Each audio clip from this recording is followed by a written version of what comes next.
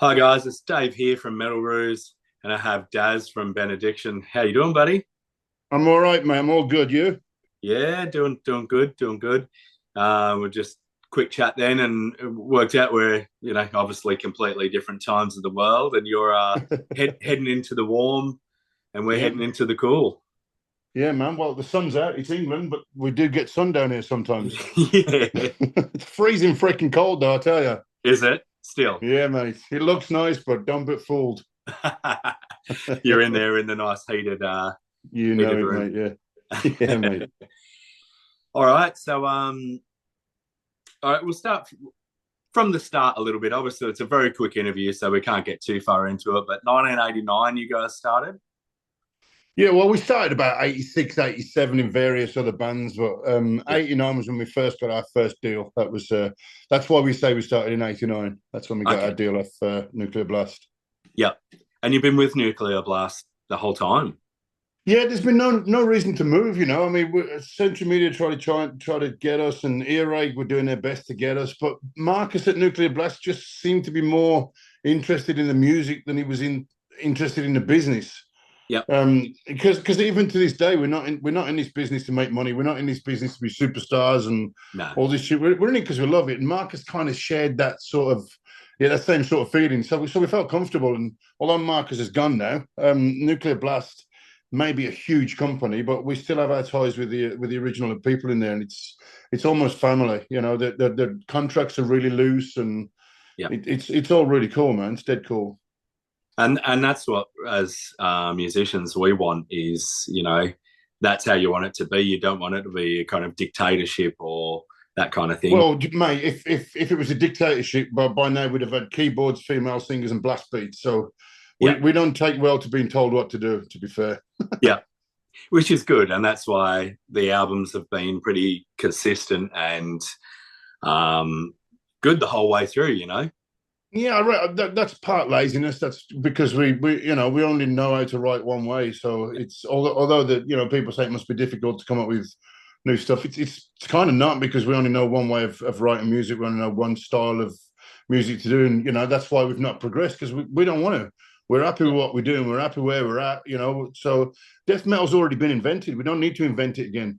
No. So we're happy doing what we do. And to be honest, mate, I think there's a million bands that sound the same. I don't think there's a million bands sound like Benediction, and we Yeah. kind of like that. We kind Yeah. of like Yeah. it. Well, that's it, and those newer, younger bands can get that kind of newer, more modern sound or whatever. However you view that, they can do that, and you guys Yeah, continue doing yeah. what you're doing. I guess it's probably over to the likes of ACDC and stuff like that, where it's like, no, they've got a formula that works. People expect They didn't do want it. too bad, did they? Yeah, They yeah, they're didn't do too bad, mate. just a small band, aren't they? Yeah, they got a few gigs, But yeah, Yeah, I love AC/DC, man. But again, like you say, I love their attitude that this is AC/DC. This is the music we make, and we ain't changing. We're going to do this. It's kind of the same for us. We don't yeah, want. We don't want to. We're not reinventing the wheel. We're not putting up trees. We're not. We're not trying to be the fastest. We're not trying to be the most extreme, which a lot of bands seem to be more interested in doing than writing their yeah. own sort of music. Of They course. seem to be more interested in fitting in slots and being the best in that slot Yeah, than just writing what they feel. So we're under no illusion that we're not brilliant players, but I think we write decent tunes. So fuck yeah, them. yeah. That's right. Yeah, and that's what I think shines through when people, musicians and bands, write for themselves. I always think that does better anyway. Like it's much more authentic, and it seems Yeah.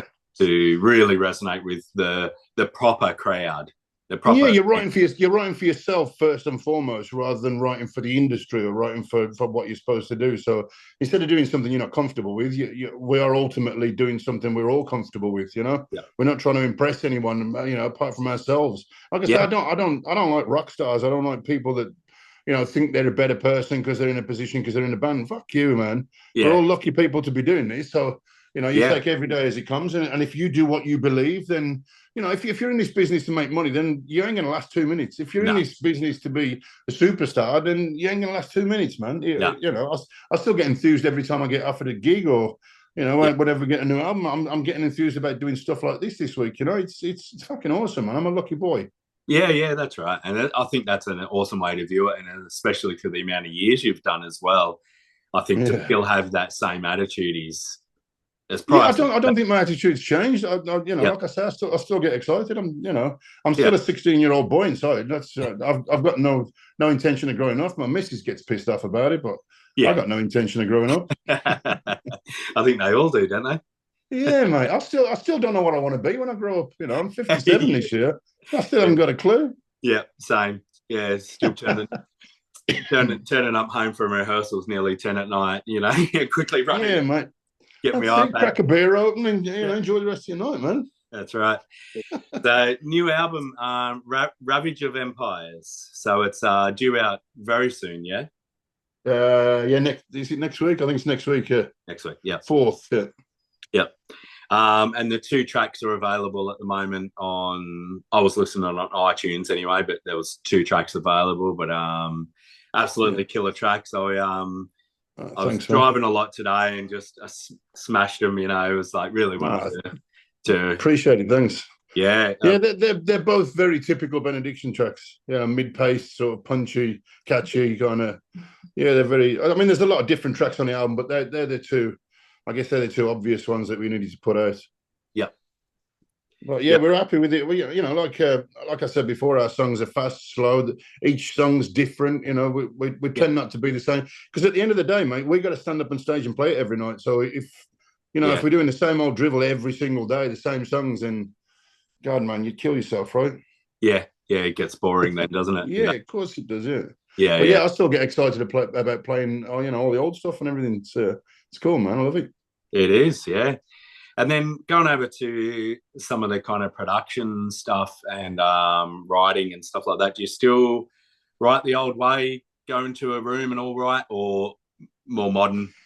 No, well, it's kind of dictated to us now. I mean, Dave's in Copenhagen, Denmark. The drummer's in Italy. The bass player's in London.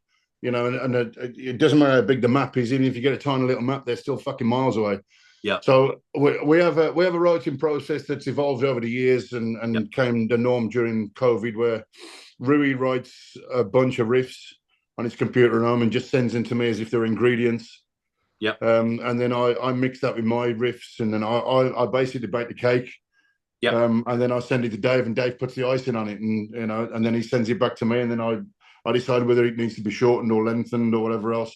I used to like the way we did it in the old days, when you used to just hang a microphone in the center of the room and you'd have your cassette player, and then we'd play for 3 hours. I'd come home and then play it and not understand the fucking note because it was so noisy and so distorted. I'd have to pick little bits out. So on that side of the coin, it's better now because everything's clear. But you don't necessarily get that kind of feeling. But because me and Rui have been, in rehearsal rooms for 30 years, 35 years, I don't need to be next to him to come up with a riff. I don't need to be next to him to feel what he's thinking in his head when he comes to a riff. And it's the same with Dave. We don't need to be in a room for him to put the lyrics or the vocals in exactly where me and Rui would expect you to put them. He automatically does it the right way. The 3 of us as a writing machine work really, really like connected. So it doesn't matter we're not in the same room. It doesn't matter we're not in the same freaking country. I mean, how ridiculous is that? But it seems to work. And I've still got a bunch of riffs upstairs, ingredients, if you want to call them, that I can just pull out, and then I'll just get my guitar and jam away to them. And then if something evolves out of it, that's when the next song comes in. Yeah. And I think being musicians that, obviously we're not 20 years old here, and and you were kind of talking about the kind of mic going to a cassette player. I think that's one thing that I love in kind of my own career. Obviously, we're not talking about that, but the amount of time that we've been in it, that we have experienced that, and that was we don't just go back to that because it's fun. Like that was all we had back then. And absolutely. It to have experienced that is priceless. I think. Yeah, that was better for the feeling of the song. I thought that was better for the feeling of where the riff was going because you're all in the same room. Yeah, but practically it didn't work very well. No, because you'd get there in 2 hours. You had to rush everything in 2 hours. By the time you'd set your gear up and cracked a few beers, told everybody what you've been doing today, you're down to your last hour. So you're rushing stuff, and then, like I say, you get it home and you can't understand what the freaking hell you played because it's just Yeah. just a wall of noise. So it's a bit more controlled now. Yeah. But I don't necessarily think that's any better or any worse. It's just Yeah. different. Yeah, And you that's make right. it Yeah. work. Yeah, Yeah, over right. time you learn how to make it work. Yeah, yeah, totally. And then what do you guys got? So you'll start touring the album. What do you got tour wise? What country? Well, it starts on the same day the album comes out, which is a bit of a pain in the ass. I would like the album to have come out a little bit before, but there's been delays for whatever reason. So we start on the 4th. Yeah, we're just doing Central Europe, so it's Germany, Holland, Belgium, Luxembourg, I think Switzerland, Austria, Slovenia, and Italy. I think that's all of them. Yeah. And then we come back and then we do a few shows in America. Yeah. And then it's festival season across Europe, so we'll be doing most of the festivals across there. Really looking forward to it, to be honest. But this tour we start next week on Friday. It's going to be in a tour bus, and we've not done that for 20 years. When you can, I don't know if you've ever been on a tour bus on one of the nightliner. Yeah. So they're, what are they? 6'2"? Are they the bunks? 6'2"? I'm 6'4". Dave 6'6". Nick 6'6". Gio 6'4". So Rui's only about 6'1", but he's probably 3 feet wide. Yeah. So it's going to be a crunch to get us all in there. But you know what? We're on there with Master and Jungle Rot, and I'm sure it'll be fun. I mean, that hour on stage is the best time of the day, but being on tour when you get back on the bus and you can talk about your day and crack a few beers and, you know, just start talking shit. I'm really looking forward to that. Yeah. I just did it in January, same kind of thing, nightliner. And that was my first ever nightliner, and was just like, you know, jump in your dirty clothes. Night. Yeah, dirty socks every now and again. You just find one on the floors. Who the fuck is this, man? No shit in the bus rule. Yeah. Oh, no shitting in there, mate. You shit in there, you clear it out. Yep, that's right. Yeah, all them little rules that you got to learn. Yeah, it's awesome though. It's good for bonding. It's good for morale amongst the crew and the bands. It's fucking awesome, man. I'm quite looking forward to it. Yeah. So what do you guys normally? How do you normally tour? Well, we normally only do a few gigs, so because we've all got jobs, this industry just doesn't pay the bills, obviously. Especially because you're in a niche market, you can't keep going out and touring all the time. There's got to be gaps, so there's not enough to earn money to pay for the bills. So we've all got jobs. So obviously you get a limited amount of time you can get off work. So most of our weekends are just gigs, festivals. You know, we'll do a club gig on a Friday and a festival on a Saturday, or you know, the other way around, where I'll do a couple of festivals. So most of our April to sort of September, October time, most weekends are taken up with that, which is cool because it's one thing playing to your own crowd. You can fart down a microphone and your own crowd are going to love it, you know. But if you go to a festival, there's nothing better than going to a festival. Or we played some shows with Volbeat last year. Typically not our sort of music, right? Yeah. I like Volbeat personally. I do people, too, but it's not our sort of music. So we were on stage with all these kids down the front looking at us. Okay, what's going on here? The intro goes on, and then we purposely started with Dreams You Dread, the fastest song we do, just to say, right, this is it. If you don't like us, fuck off, right? Yeah. We purposely started, everybody, all the kids, all the screaming little kids at the front of that, gob open. But you know what? By the end of the set, we got a majority of the crowd down the front into us. And that is so cool to be able to do that. And that's the good thing about festivals. You'll turn up, but there'll be pockets of your own fans around, but a lot of people don't know who you are. And then by the end of it, if you've got a bunch more fans, then that's a big achievement on the festival scene. So that's the advantage of playing the festivals. But we get to play for our own people for the next 3 weeks, so that'll be awesome as well. I mean, you know, either side of the coin, it's good. Yeah, totally. All right, well, that brings us to time, but sorry, they're short and sweet, but for you, but always the best. Yeah. We wish you the best for the tour, and can't wait to hear the rest of the album. I've liked you guys for years, but this album's awesome.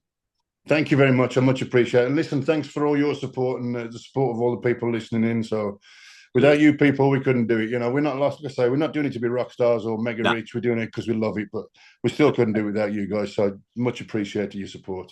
All right. Cheers for your time and good luck on the tour. And thanks. And good luck with your band. Thank you. No worries. Heads up to the drummer. Thank you. See ya. Bye, brother. Bye-bye.